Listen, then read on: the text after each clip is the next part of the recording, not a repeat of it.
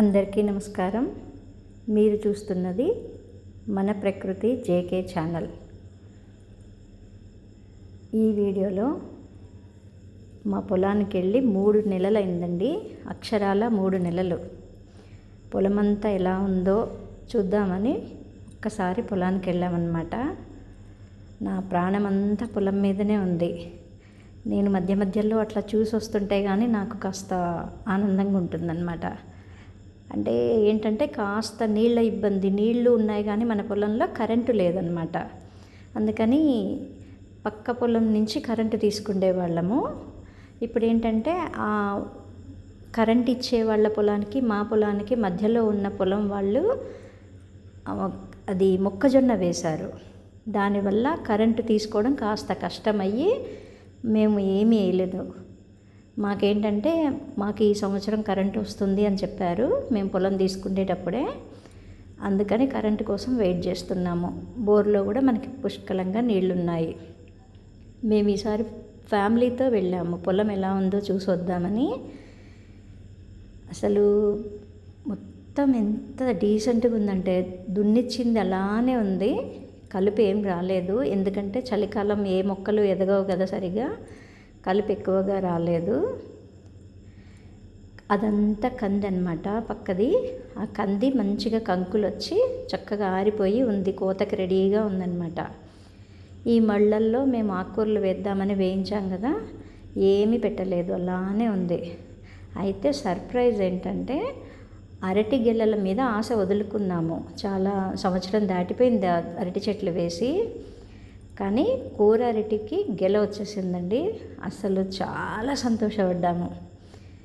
ఎంత జీవామృత మహత్యము.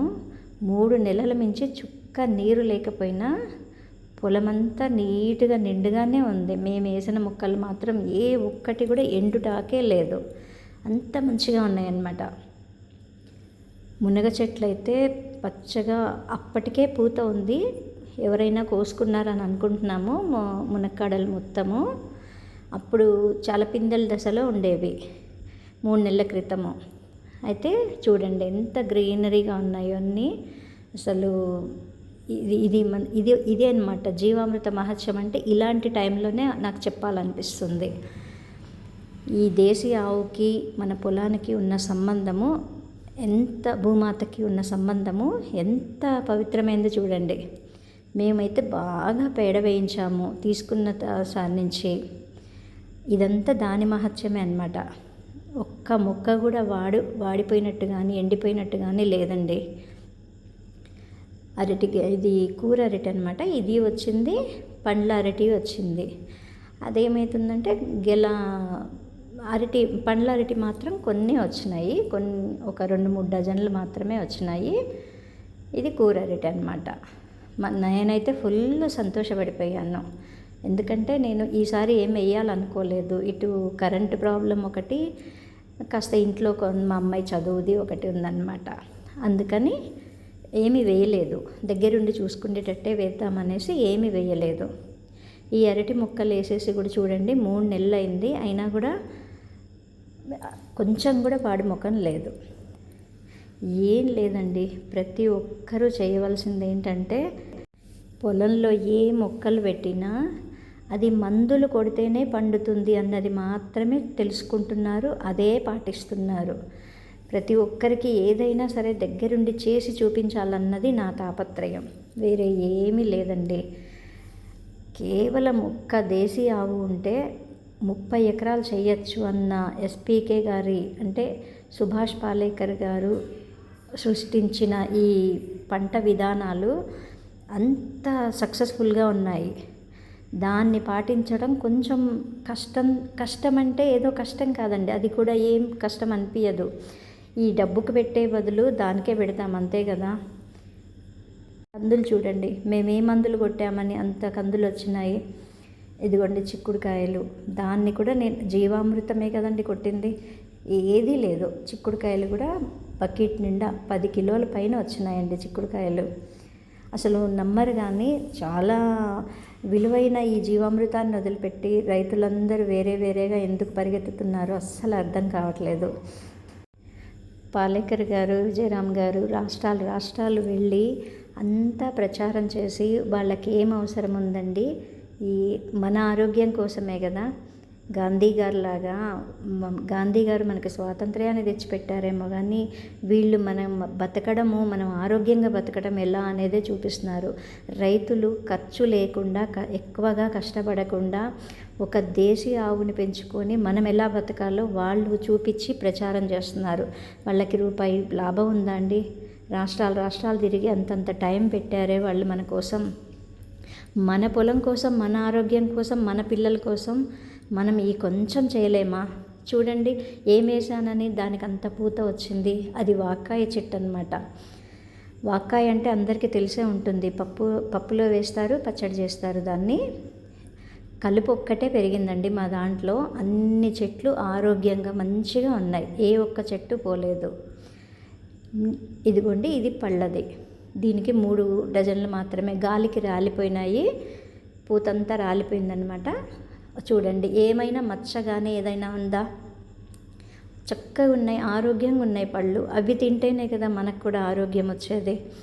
ఇలాంటివి కదా ఫుడ్ మనం తినాలి, ఇలాంటిది కదా మనం తీసుకొని మనం ఆరోగ్యంగా ఉండాలి. ప్రతి ఒక్కరూ అర్థం చేసుకోవాలి. ఈ 3 నెలల తర్వాత పొలానికి వెళ్తే నాకెంత ఆనందం కలిగిందంటే, పపాయ, అరటికాయలు, చిక్కుడుకాయలు నేను తీసుకొని ఇంటికి వస్తూ అసలు ఈ భూమాత నేను ప్రేమగా వేసినందుకు అవి నాకు తిరిగి వాటికి అలా వచ్చినందుకు ఎంత ప్రశాంతమైన మనసుతో వెళ్ళిపోయాను. ఇది జీడి మామిడి చెట్టు. దీనికి కూడా నేను ఇచ్చింది ఎప్పుడో ఒక జీవామృతం మాత్రమే. 2 జీడి మామిడి చెట్లకి, ఒక జీడి మామిడి చెట్టుకి చూడండి పూత వచ్చింది. ఎంత బాగుందో చూడండి. దానికి కూడా ఏదైనా మచ్చ ఉందా? అసలు ఏది కూడా, ఏ చెట్టుకు కూడా ఇంత కూడా మచ్చ కానీ రాలిపోవడాలు కానీ జరగలేదు. 3 నెలల తర్వాత వెళ్ళినందుకు నేను దిగులుగా వెళ్ళానండి. దిగులుగా వెళ్ళి ఎంత హ్యాపీగా, ఎంత ప్రశాంతమైన మనసుతో తిరిగి వచ్చానంటే అది మాటల్లో నేను చెప్పలేను. అందుకే మాకు ఇష్టంగా మళ్ళీ ఆ రోజంతా మేము కష్టపడి వాటన్నిటిని మళ్ళీ వాటిని రాలిపోకుండా, విరిగిపోకుండా మళ్ళీ జాగ్రత్త పరిచి వచ్చాము. పొలంలో చిన్న చిన్న కష్టం, ఈ కష్టాలు మనకి చాలా సంతోషాన్ని కూడా ఇస్తాయి, ఆరోగ్యాన్ని కూడా ఇస్తాయి. ఎందుకంటే ఫిజికల్గా కాస్త కష్టపడతాం కదా, అవి మనకి మంచిగానే అనిపిస్తాయి. ఎందుకంటే మన పిల్లల కోసం మనం ఎంత తాపత్రయపడతామో, మన చెట్టు మనకి ఎదిగి అది ఫలాన్ని ఇవ్వాలని మనం చేసే కష్టం కూడా అంతే సంతోషంగా చేస్తాము, అంతే ఫలితాన్ని ఇస్తాయి. అసలు చెప్పాలంటే పిల్లలన్నా మనకి మాట వింటారో లేదో తెలియదు కానీ ఈ మొక్కలండి మనం వాటితో గడుపుతుంటే చాలా సంతోషంగా ఉంటుంది. అట్లాంటి ప్రకృతి ఒడిలో గడుపుతూ ఉంటే ప్రశాంతతతో పాటు ఆరోగ్యము, మనకి ఫిజికల్గా ఎటువంటి ఇబ్బంది లేకుండా ఈ జిమ్ములకి వాటికి కూడా వెళ్ళాల్సిన పని లేదు, మన పొలాన్ని మనం చూసుకుంటూ ఉంటే. వాళ్ళు మిద్దె తోటల్ని కూడా వాళ్ళు ఎంకరేజ్ చేస్తున్నారండి. సుభాష్ పాలేకర్ గారు వాళ్ళ, విజయరామ్ గారు వాళ్ళు, సేవ సంస్థ వాళ్ళు. మిద్దె తోటలు అంటే మీ వరకు మీరు కుండీలలో పెంచుకొని ఆరోగ్యంగా ఉండండి. ఇది చూడండి, పపాయ చెట్టు అది అయిపోయింది కాత, అయినా కూడా ఈ పండు ఎంత రుచిగా ఉందో తిన్న నాకే తెలుస్తుంది. ఎంత బాగుందంటే దాని నిండా గింజలు ఉన్నాయి. ఇప్పుడు వచ్చే పళ్ళకి దేనికి కూడా సీడ్లెస్ అన్నీ విత్తనాలు లేకుండా అమ్ముతున్నారు. అలాగే చాలామందికి కూడా సంతాన కొరత అలాగే జరుగుతుందండి. మనం ఏది ఇస్తామో అదే తిరిగి మనకు వస్తుంటుంది. మనం చూడండి, నోటి మించి ఏదైనా ఎప్పుడూ శుభం పలకాలి అంటుంటారు. నిజంగా మనం ఏది చేస్తుంటామో అదే మనకి తిరిగి ఎమ్మటే రాకపోయినా తిరిగి మనకు వస్తూ ఉంటుంది. అందుకని ప్రతి ఒక్కరు కూడా ఇంట్లో అయినా సరే కుండీలలో పెంచుకొని మన ఆరోగ్యాన్ని మనం కాపాడుకోవాలని అంది కదండి వాళ్ళంతా తాపత్రయపడుతున్నారు. ఆ వైరు అదే చెప్పాను కదా, పక్క పొలం నుంచి 3 ఎకరాల పొలం అవతల నుంచి మేము నీళ్లు తీసుకుంటున్నాం అనమాట.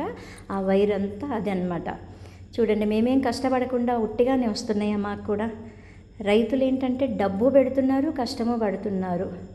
ఇదేంటంటే మనం సొంతంగా మనకి ఎంత కావాలో అంతే చేసుకోవచ్చు చాలా ఈజీగా. అట్లా ఆ పక్క పొలం నుంచి అలా అన్నీ పాతుకొని మేమే కష్టపడ్డామండి. తీసుకొని బోర్ వరకు పెట్టుకున్నాము వైరు. పక్క పొలం నుంచి మేము నీళ్లు తీసుకొని వారానికి ఒకసారి, 15 రోజులకు ఒకసారి వచ్చి జీవామృతము, నీళ్లు పెట్టేసేవాళ్ళం అనమాట. అన్నీ తీసామండి, అన్ని ప్రయోగంగా అన్నీ తీసాం. జీవామృతాన్ని ఇట్లనే వీడియోస్ ద్వారా అందరికీ చెప్పాలనేసి అన్నీ తీసుకున్నాం. ఏ ఒక్కటి మాకు రాలేదన్నదే లేదు. మళ్ళీ మాకు పొలం వైపు దృష్టి పోయింది. ఈసారి నుంచి మంచిగా జాగ్రత్తగా చేసుకోవాలని అనుకుంటున్నాము. మేము ఆ పనంతా చేసి ఇంటికి వెళ్ళే టయానికి 7 అయిందండి. చూడండి 7 అయింది. తెల్లవారితే గ్రహణం అని చెప్పేసి ఇక ఇంటికి బయలుదేరామన్నమాట. ఇదంతా మీకు ఎందుకు చెప్తున్నానంటే, ఏది కానీ తిరిగి మనం చేస్తుంటే ఏది వృధా పోదు, మంచి పనులకే మనం సహకరించాలి. అంతేనండి, వేరే ఉద్దేశం ఏం లేదు. మళ్ళీ వీడియోలో మళ్ళీ కలుసుకుంటాను. నమస్కారం.